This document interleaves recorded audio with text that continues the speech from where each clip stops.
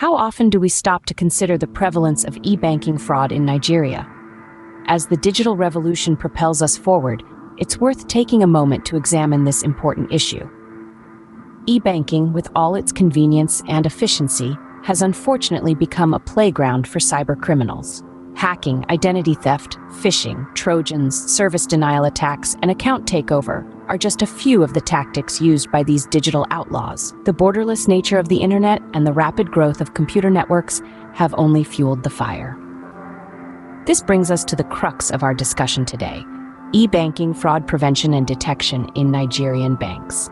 Our study uses a blend of research methods, including descriptive and inferential analysis, exploratory factor analysis, confirmatory factor analysis, and thematic analysis.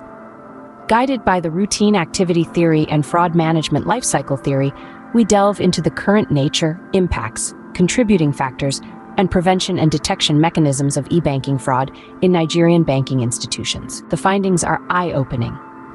Factors contributing to the rise in e-banking fraud in Nigeria include ineffective banking operations, internal control issues, lack of customer awareness and bank staff training, inadequate infrastructure, and the availability of sophisticated technological tools to fraudsters. The list goes on to include customer negligence regarding their e-banking account devices, non-compliance with banking rules and regulations, and ineffective legal procedures and law enforcement. It's clear that enforcement of rules and regulations regarding financial fraud has been somewhat lax in Nigeria. The study also reveals the interdependence of each stage of the fraud management lifecycle theory, emphasizing their collective impact on combating e-banking fraud. The routine activity theory, when applied to e-banking fraud, proves its worth as a real-world theoretical framework. Drawing from these findings, this research proposes a new model for e-banking fraud prevention and detection within the Nigerian banking sector.